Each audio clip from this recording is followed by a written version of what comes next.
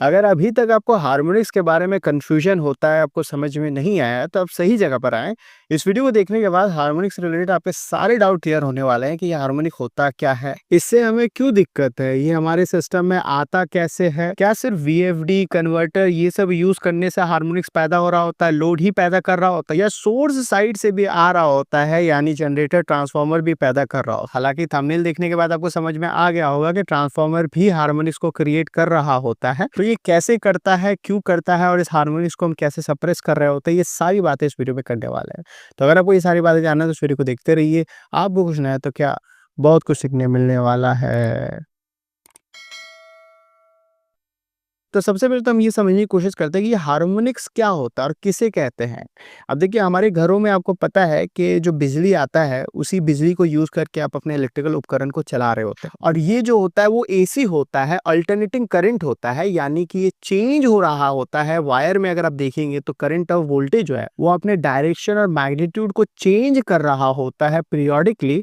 और इसका wave form अगर आप देखते हैं तो ये साइनोसाइडल होता है, प्योर साइनोसाइडल होता है। और आपने ये भी सुना होगा कि हमारे घरों में जो है 50 हर्ट्ज का एसी सप्लाई आता है। तो ये 50 हर्ट्ज क्या है, वो ये बताता है कि ये जो साइकिल आप देख रहे हैं, साइनोसाइडल साइकिल देख रहे हैं, कंप्लीट साइकिल, तो ऐसा 50 साइकिल जो है आपको 1 सेकंड में देखने मिलेगा। यानी कि एक वायर में 100 बार जो अपना डायरेक्शन को वो बदल रहा होगा करंट और वोल्टेज। तो ये तो नॉर्मल कंडीशन था जब आपके सर्किट में 50 हर्ट्ज का एसी करंट फ्लो हो रहा होता है। अब हार्मोनिक्स क्या है और कैसे इससे डिफरेंट है।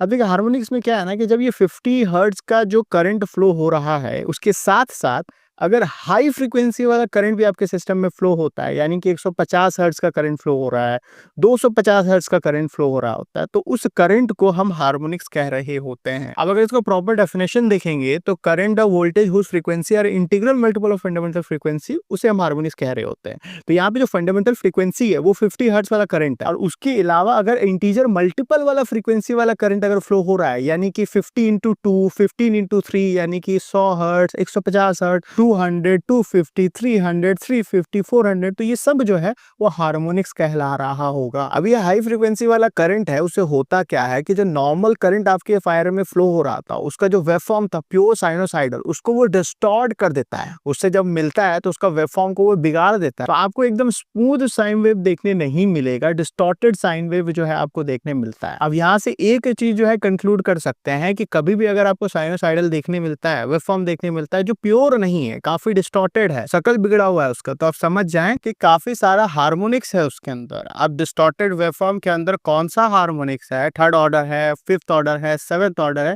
जैसा कि आपको पता है कि हार्मोनिक्स कई प्रकार है, तो वो आपको कैसे पता चलेगा, वो पता चलेगा फूरियर एनालिसिस करके। तो सबसे पहले तो आपको ये बता दें कि ये third order, fifth order, six order harmonics हम किसे कह रहे होते हैं। देखिए, थर्ड ऑर्डर जब भी हम बोलते हैं तो थर्ड ऑर्डर का मतलब होता है ऐसा हार्मोनिक्स इसका जो फ्रीक्वेंसी है वो फंडामेंटल फ्रीक्वेंसी का 3 गुना होगा, यानी कि 50 इंटू 3, यानी कि 150 हर्ट्ज फ्रीक्वेंसी वाला जो करंट अगर आपके वायर से फ्लो हो रहा होगा तो उससे हम थर्ड ऑर्डर हार्मोनिक्स कह रहे हो। वैसे ही फिफ्थ में फंडामेंटल के 5 गुना ज्यादा होगा, यानी कि 250 हर्ट्ज फ्रीक्वेंसी का करंट को हम फिफ्थ ऑर्डर हार्मोनिक्स कह रहे होंगे। अब यहाँ पे एक इंपॉर्टेंट पॉइंट आप याद रखिएगा कि हार्मोनिक्स का ऑर्डर जैसे जैसे बढ़ता जाता है वैसे वैसे उसका जो मैग्नीट्यूड है, जो एम्पलीट्यूड है करंट का, वो कम हो रहा होता है। कितना कम हो रहा होता है, एम्पलीट्यूड बाय ऑर्डर होता है। यानी कि अगर हम फिफ्थ ऑर्डर हार्मोनिक्स के बारे में बात करें या 11th ऑर्डर हार्मोनिक्स के बारे में बात करें, तो 11 जो है उसका मैग्नीट्यूड बहुत कम होगा।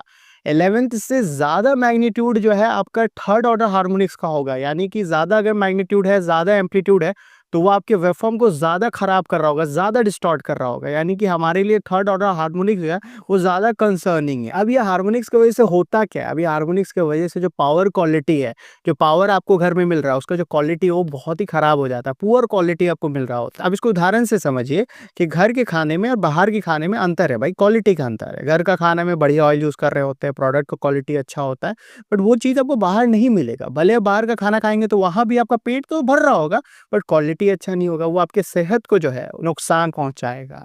उसी प्रकार से पुअर क्वालिटी पावर अगर आप किसी भी डिवाइस को, उपकरण को देते हैं, वो चलेगा तो जरूर, बट उसका जो लाइफ है वो कहीं ना कहीं कम हो रहा होगा, उसको वो नुकसान पहुंचा रहा हो, सिस्टम ओवरहीट होता है, कई केस में आपको नॉइज भी सुनने मिलता है। इसका सबसे बढ़िया उदाहरण है इन्वर्टर।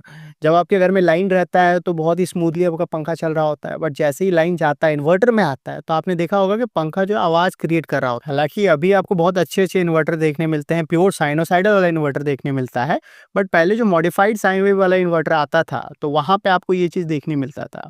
अभी जो मॉडिफाइड साइन वेव इन्वर्टर है, इसका जो वेवफॉर्म आप देख रहे हैं ये क्या है, प्योर नहीं आप देख रहे हो, मतलब काफ़ी हार्मोनिक्स होगा इसके अंदर। तो अब हार्मोनिक्स कैसे पैदा होता है इसको हम थोड़ा गहराई से समझ लेते हैं। अब यहाँ से बढ़िया से समझिए क्योंकि हम अपने टॉपिक की तरफ आस्ते-आस्ते बढ़ रहे हैं। देखिए जितना भी लोड हम यूज़ कर रहे होते हैं ना, जितना भी उपकरण हम अपने घरों में यूज़ कर रहे होते हैं, तो ये जो उपकरण है, लोड है, इसको 2 तरीके से आप कैटेगराइज़ कर सकते हैं। एक को लीनियर लोड कहते हैं और दूसरा नॉन लीनियर लोड होता है। तो लीनियर लोड ऐसा लोड है जिस पे आप वोल्टेज अप्लाई करते हैं, जिसको वोल्टेज आप दे रहे होते हैं, जितना ज़्यादा वोल्टेज देते हैं उतना ही करंट फ्लो हो रहा होता है उसके अंदर से। इन शॉर्ट आप ऐसा कह सकते हैं जो ओम्स लॉ को फॉलो करता है, जिसका V/I का कैरेक्टरिस्टिक अगर बनाएँगे तो एक स्ट्रेट लाइन आपको दिख रहा होगा। अब ऐसे लोड को हम लीनियर लोड कह रहे होते हैं। उदाहरण के तौर में रेजिस्टर, इंडक्टर, कैपेसिटर। दूसरी तरफ ऐसा कंपोनेंट डिवाइस और लोड जहाँ पे वोल्टेज अब बढ़ा रहे हैं, करंट उस हिसाब से नहीं बढ़ रहा है। जैसे डायोड में आप देखेंगे कि वोल्टेज बढ़ाते हैं, करंट नहीं बढ़ रहा, फिर एक पॉइंट के बाद अचानक से बहुत ज़्यादा करंट बढ़ जाता है। तो इस तरह का जो कंपोनेंट है, इस तरह का जो डिवाइस होता है, वो अक्सर वेवफॉर्म को जो है बिगाड़ देता है। तो जितने भी इलेक्ट्रॉनिक्स और पावर इलेक्ट्रॉनिक्स कंपोनेंट है, जैसे कि डायोड, ट्रांजिस्टर, थायरिस्टर, तो ये सब जो है नॉन लीनियर की कैटेगरी में आता है। तो ये सारे कंपोनेंट जिस डिवाइस में भी आप यूज कर रहे होंगे वो नॉन लीनियर लोड हो जाएगा। तो आज के टाइम में अगर इधर-उधर आप सर घुमाएंगे तो हर तरफ जो है आप इस नॉन लीनियर लोड से घिरे फिरे हैं। आजकल लाइट भी जो हम एलईडी लाइट यूज करते हैं तो वो भी डायोड है, टेलीविजन, कंप्यूटर सब जो है नॉन लीनियर लोड है। तो ये सब जो है हार्मोनिक्स क्रिएट कर रहा होता है। और इसके अलावा जितने भी कन्वर्टर डिवाइस होते हैं, इन्वर्टर है, वीएफडी जो यूज कर रहे होते हैं आप मोटर के स्पीड कंट्रोल करने के लिए, और रेक्टिफायर वगैरह जो है, सब जो है हार्मोनिक्स जनरेट कर रहा होता है। अब आपके दिमाग में ये सवाल आ सकता है कि हमारे घर में जो हम इन्वर्टर कन्वर्टर यूज़ करते हैं वो तो प्योर साइनोसाइडल हमें दे रहा होता है और उससे हम जब पंखा चलाते हैं तो भी आवाज़ नहीं करता है। तो क्या वो हार्मोनिक्स जनरेट करता है? तो वो भी हार्मोनिक्स क्रिएट कर रहा होता है। वो बहुत हाई ऑर्डर का हार्मोनिक्स क्रिएट कर रहा होता है। और जैसा कि हमने बताया आपको कि जैसे-जैसे ऑर्डर बढ़ रहा होता है वैसे-वैसे जो एम्पलीट्यूड है वो घट रहा होता है। तो ये बहुत ज़्यादा वेवफॉर्म को डिस्टॉर्ट नहीं कर पाता है, बिगाड़ नहीं पाता है, तो आपको लगभग जो है वो प्योर साइनोसाइडल जैसा दिख रहा होता है। जैसे रेक्टिफायर की ही बात कर लीजिए, आपको पता होगा कि 6 पल्स रेक्टिफायर होता है, 12 पल्स होता है, 18 पल्स रेक्टिफायर होता है, 24 पल्स रेक्टिफायर होता है। तो जैसे-जैसे आप पल्स का नंबर इंक्रीज़ करते जा रहे होते हैं, तो वैसे-वैसे होता क्या है? अगर 6 पल्स रेक्टिफायर के बारे में बात करेंगे तो वहाँ पे आपको 5th, 7th, 11th, 13th, 17th harmonic देखने मिलेगा। और लो ऑर्डर का जो हार्मोनिक है वो आपको समझ में आ गया होगा अभी तक कि वो काफ़ी ज़्यादा नुकसानदायक होता है। बट अगर हम 24 पल्स रेक्टिफायर के बारे में बात करेंगे, काफ़ी महँगा आता है, तो वहाँ पे 23rd, 25th, 47th order harmonics आपको देखने मिलेगा। तो हार्मोनिक्स तो देखने मिल रहा है बट ऑर्डर जो है वो बहुत ज़्यादा है। अब ऑर्डर बहुत ज़्यादा है तो उसका जो एम्पलीट्यूड होगा वो बहुत कम होगा। अब ट्रांसफार्मर का क्या कहानी है उसको समझते हैं, वो कैसे जो है हार्मोनिक्स को जनरेट कर रहा होता है। तो ट्रांसफार्मर का वर्किंग तो आपको पता ही होगा कि ट्रांसफार्मर में प्राइमरी वाइंडिंग होता है, सेकेंडरी वाइंडिंग होता है। प्राइमरी वाइंडिंग में आप सप्लाई देते हैं, उससे करंट फ्लो करवा रहे होते हैं और ये जो करंट है वो मैग्नेटिक फील्ड क्रिएट कर रहा होता है। ये मैग्नेटिक फील्ड आपके कोर को, ट्रांसफार्मर का जो कोर है उसको मैग्नेटाइज कर रहा होता है। अब इसको अच्छे से समझिए, आपका मैग्नेटिक फ्लक्स क्रिएट हुआ, कोर मैग्नेटाइज हुआ और जो सेकेंडरी वाइंडिंग है वहां से मैग्नेटिक फ्लक्स जो है लिंक करता है, चेंज होता है, फिर आपका सेकेंडरी वाइंडिंग में ईएमएफ इंड्यूस हो रहा होता है, वोल्टेज इंड्यूस हो रहा होता है, लोड कनेक्ट करते हैं तो करंट फ्लो हो रहा होता है। अभी जो प्राइमरी वाइंडिंग से जो मैग्नेटिक फील्ड आपने क्रिएट किया है और जो कोर आपका कितना मैग्नेटाइज हो रहा है, ये आप किस तरह का कोर आपने यूज किया है उसके ऊपर डिपेंड करता है। और इसका जो रिलेशन है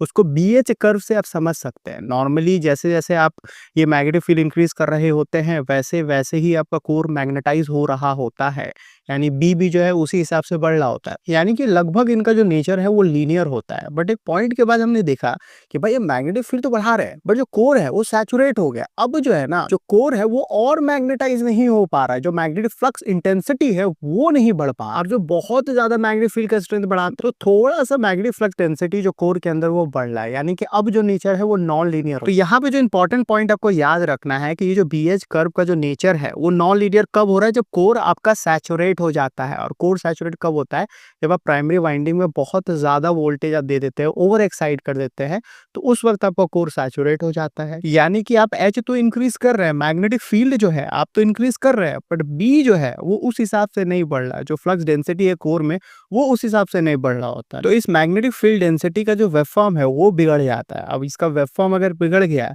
तो यही तो आपके सेकेंडरी वाइंडिंग में लिंक करता है और चेंज होता है और आपका वो ईएमएफ वोल्टेज इंड्यूस हो रहा होता है।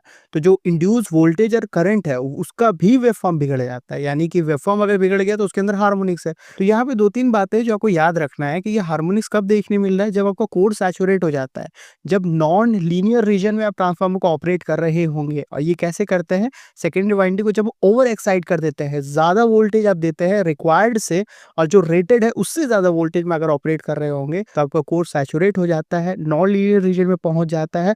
फिर उसके बाद जो आपका ईएमएफ इंड्यूस हो रहा होता है वो भी प्योर साइनोसाइडल नहीं होता है, यानी कि हार्मोनिक्स आ जाता है। तो आपको समझ में आ गया कि ये ट्रांसफार्मर जो है हार्मोनिक्स कब जनरेट कर रहा होता है और कैसे जनरेट कर रहा होता है, क्यों जनरेट कर रहा होता है। अब ये हार्मोनिक्स आ गया हमारे सिस्टम में, इसको कम कैसे करते हैं, सप्रेस कैसे करते हैं, इसके ऊपर ऑलरेडी हमने बात कर रखा है। यहाँ पे क्लिक करके आप जाकर के देख सकते हैं। ऐसे ही बेसिक इलेक्ट्रिकल कंसेप्ट अगर आप क्लियर करना चाहते हैं तो ये वाला प्लेलिस्ट आपके काफ़ी काम की है। मिलते हैं ऐसे किसी वीडियो में, till then take care, bye bye.